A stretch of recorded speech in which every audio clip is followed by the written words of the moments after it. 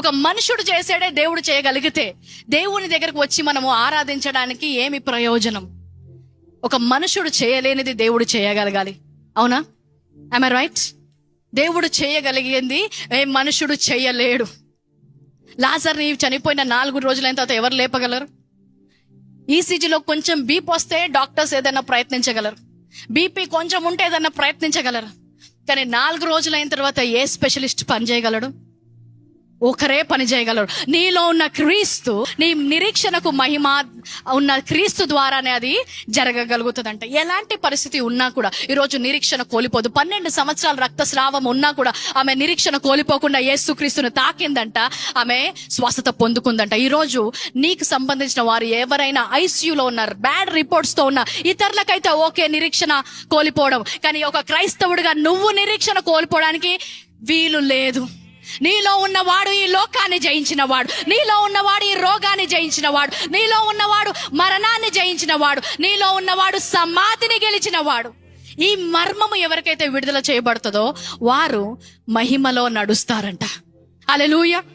ఎలాంటి పరిస్థితిలో ఉన్న విరిగి నలిగిన వారిని తిరిగి కట్టగలిగే నిరీక్షణ అంట.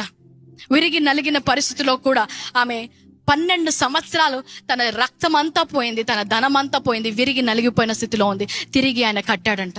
నువ్వు ఎలాంటి పరిస్థితిలో ఉన్నావో నాకు తెలియదు, నీ హృదయం ఎన్ని ముక్కలైందో నాకు తెలియదు, ఎన్ని గాయాలతో నువ్వు ఇక్కడికి వచ్చావో తెలియదు, కానీ ఒకటి మాత్రము తెలుసు, నీకు నిరీక్షణ ఉంది.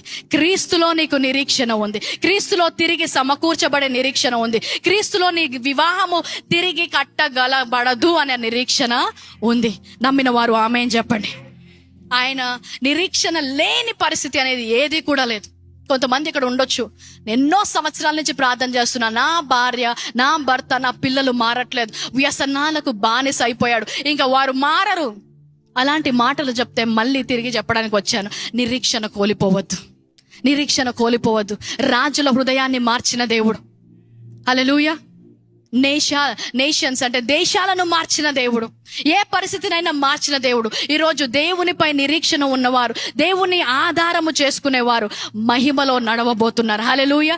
నా నిరీక్షణకు ఆధారమైన దేవుడు నా పక్షాన ఉండగా నేను కోల్పోను, నిరీక్షణ కోల్పోను. ఎలాంటి పరిస్థితి వచ్చినా కూడా నేను నీరు గారిపోను, నేను సన్నగిల్లిపోను, నేను ఓడిపోను, నేను ఆగిపోను, కానీ నేను సాగిపోతాను అని చెప్పాలంట. హల్లెలూయా.